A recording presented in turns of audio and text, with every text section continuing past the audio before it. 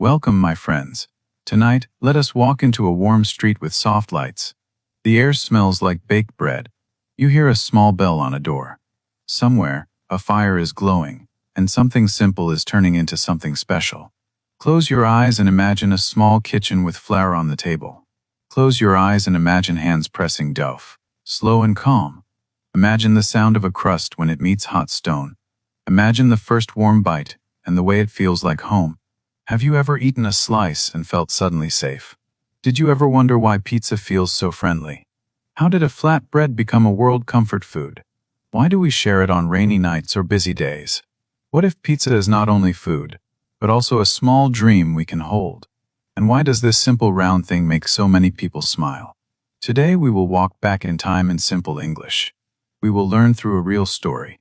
And we will see how pizza traveled across countries and found new homes. Long ago, people in many places ate flat bread. It was easy to make. It was easy to carry. Many people added what they had on top, because they needed a meal that worked. Here is the surprising thing. Pizza did not start as a fancy food.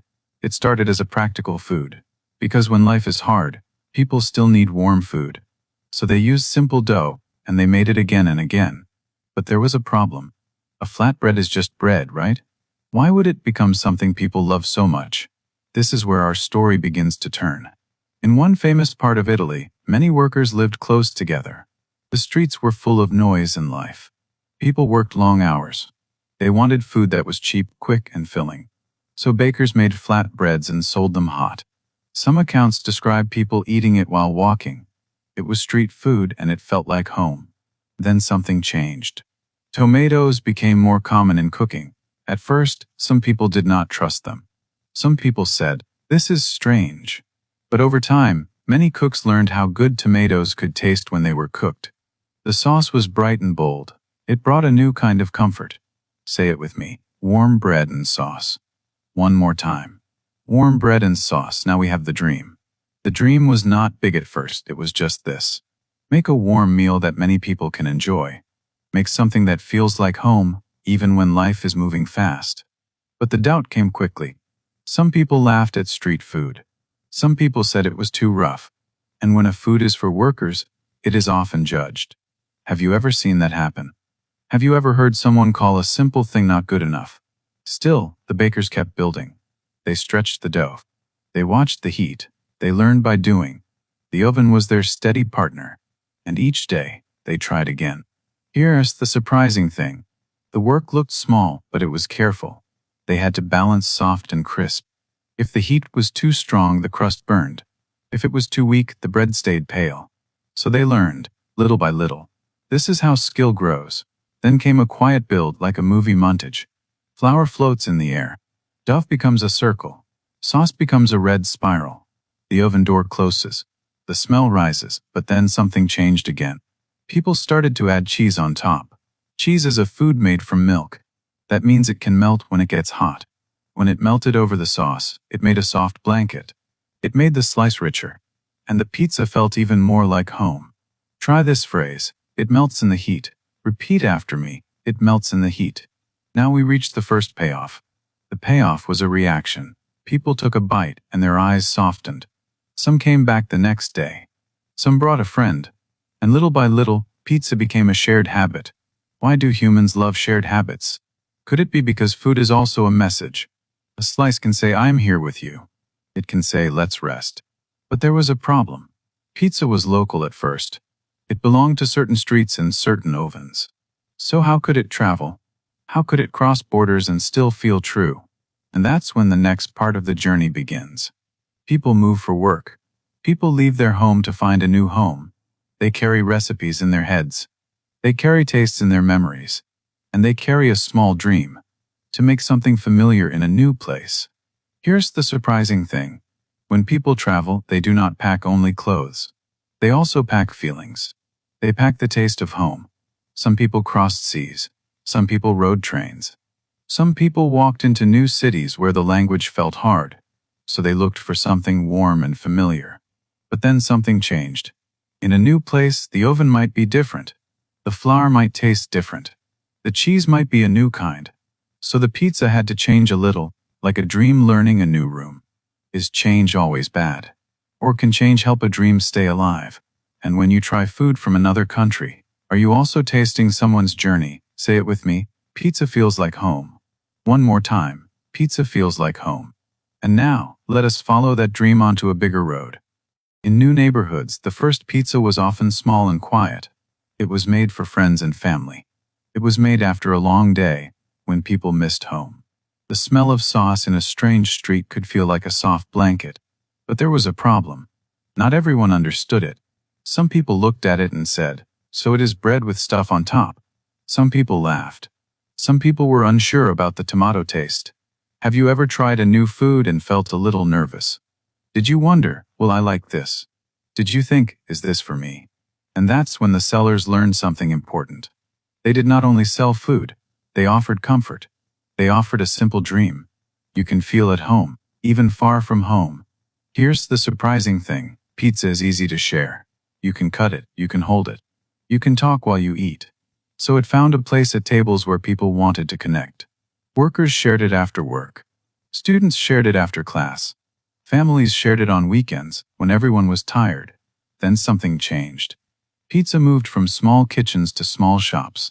A shop like this is often called a pizzeria. A pizzeria is a place that makes and sells pizza. The word sounds new, but the idea is simple. It is a warm room where the oven is the heart. Say it with me, a warm place to eat. One more time, a warm place to eat. Good, keep it gentle and clear. At first, these shops served people from the same community. They spoke the same language. They knew the same jokes. The pizza felt like home, because it came with familiar voices. But the dream did not stay in one corner. Curious neighbors came in. They saw the melting cheese. They smelled the baked crust. They watched the maker slide the pizza into the heat. And they asked, "What is this? How do you eat it? Can I try?" Here's the surprising thing. One bite can open a door. A person might taste it and think, "This is simple." Then they might think, "This is good." Then they might think, "I want to bring someone here." And that is how a food travels, even without moving. But there was a problem. Different places had different tastes. In some places, people wanted more cheese. In some places, people wanted more meat. In some places, people wanted vegetables or a sweeter sauce. So the pizza changed its clothes. Is that still pizza? What makes a food stay itself? Is it the shape? Is it the oven? Is it the feeling of home? Or is it the dream behind it? Warm bread, shared comfort, and a little joy. Then something changed again. Cities grew busier. People had less time. They wanted food that was fast. Pizza fit that need. It could be made in one oven. It could feed many people. It could be carried in a box. A box sounds small, but it matters. A pizza box is a simple container, usually made of paper. That means it is light, and it can keep the pizza warm for a while. Because of the box, pizza could travel from the oven to your home.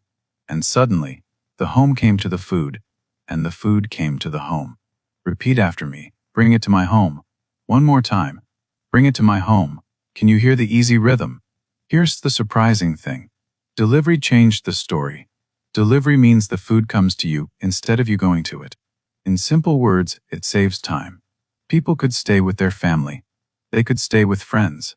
They could stay with their tired feet on the floor. And still, they could eat something warm. But then a new doubt appeared.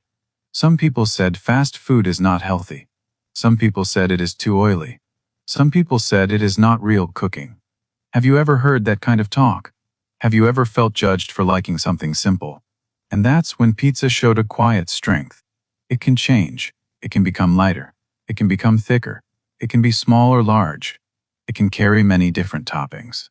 A topping is something you put on top of the dough, like cheese, vegetables, or other foods. This flexibility helped pizza survive the doubts. Then something changed in homes too. Some families learned to make pizza themselves. They mixed flour and water. They waited. They stretched the dough. The kitchen became a small movie scene. A parent and a child laughed over a messy table. Someone dropped cheese. Someone stole an olive. The dream of pizza became a family game.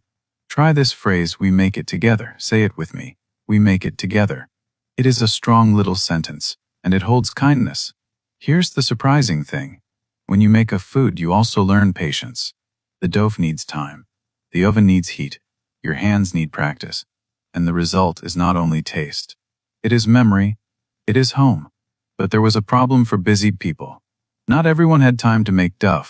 Not everyone had an oven that felt right. So pizza found another path. It became easy to buy. It became easy to heat. Some people kept pizza in the cold, and later made it hot again. The form changed, but the dream stayed. Warm, simple, shared. So pizza kept traveling across countries. In each place, it spoke a new language. In each place, it learned new habits. And still, it held on to two quiet ideas: home and dream. And that's when we start to ask a deeper question. If pizza can change so much, why do we still love it? What is the secret that stays the same, even when the toppings change? Maybe the secret is not only the food. Maybe it is the moment around the food. Think about it.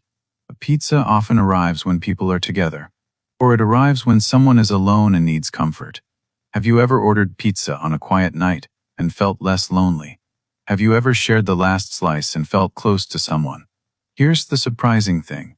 Pizza is simple, but it invites choice. You can choose your slice. You can choose your topping. You can choose how fast you eat. That small choice can feel like freedom. And when life feels heavy, small freedom matters. But there was a problem with too much choice. Some people felt lost. They said, "What is the best pizza?" They argued about thick crust and thin crust. They argued about sauce, cheese, and heat. Why do we argue about food so strongly? Is it really about taste, or is it about identity? Is it about saying, "This is my home"? And that's when we see another truth. Pizza becomes a mirror. A mirror shows your face back to you. In simple words, it reflects you. Each place and each person puts their own story on the dough. In some homes, pizza is a celebration food. It comes on birthdays. It comes after exams. It comes when friends visit. The box opens and the smell fills the room. The room gets brighter, not because of a lamp, but because of the feeling. Here's the surprising thing. The slice is also a little bridge. A bridge helps you cross from one side to another. Pizza can help people cross cultures. A person might eat it first as a foreign food. Then, after many evenings, it becomes normal. It becomes part of their home. It becomes a shared dream. We can enjoy this together. But then something changed in the world of food. People started to care more about ingredients. They asked where the flour came from. They asked how the cheese was made. They asked about fresh vegetables. This did not end pizza. It simply pushed it to grow. Some shops used local foods. Some people tried new styles. Some kept the old ways. Pizza made room for all of it. Have you ever noticed how a strong idea can hold many forms? Like music can be played on many instruments. Pizza is like that. The song stays, even when the instrument changes. Repeat after me, it is simple and warm. One more time, it is simple and warm. Let the words sit in your mouth like a calm bite. But there was a small secret for language too. When you talk about food, your mouth relaxes. The words feel friendly. So you can practice without fear. Can you feel that? Can you say, "I like this slice"? Can you say, "It tastes like home"? When you shadow, you follow the sound, like footsteps in snow. And little by little, the dream of speaking grows. Here's the surprising thing. Pizza also teaches us about practice. The best crust does not come from one try. The sauce gets better when you taste and adjust. The hands get better when they stretch and fold again. So pizza is not only something we eat. It is also something we learn. It reminds us that a dream can be built slowly. But there was a thread in many lives. Hurry, people hurry in the morning. They hurry at work. They hurry online. And hurry can steal the feeling of home. So pizza became for many people a small pause. You sit down. You hold a slice. You breathe, you taste. And for a moment, you are not running. Why do we need pauses so much? Why does a warm meal calm the heart? Could it be because our bodies remember old fires and old tables? Could it be because sharing food is one of the oldest kinds of kindness? And that's when the legacy becomes clear. Pizza is a traveler, but it is also a host. A host is someone who welcomes you. Pizza welcomes strangers into the same circle. It says, "Come closer." It says, "Take a piece." It says, "Stay a little." Here's the surprising thing. Even the shape matters. A circle has no sharp corners. It feels soft. It feels friendly. When you cut it, the slices point to the center, like everyone is meeting in the middle. Isn't that a sweet picture? What if the world needs more circles like that? Of course, pizza cannot fix everything. It is only food, but it can carry a message. The message is small and quiet. Home can be made, a dream can be shared, and change does not have to break what you love. So tonight, as you listen, think about your own life. Where do you need a little more home? What small dream are you holding, even if it feels simple? What can you build with your hands, your time, and your care? Maybe it is not a tower or a big project. Maybe it is a meal for someone you love. Maybe it is a friendly message. Maybe it is learning English, one calm sentence at a time. Because every skill is built like dough, slowly, patiently, with practice. And the next time you see a pizza, notice the story inside it. Notice the journey across countries. Notice the people who worked, changed, and adapted. Then take a bite and let it be a gentle reminder. You can make home, and you can follow your dream. Good night, my friends. Rest your mind, keep your heart warm. And I will see you again in our next quiet story.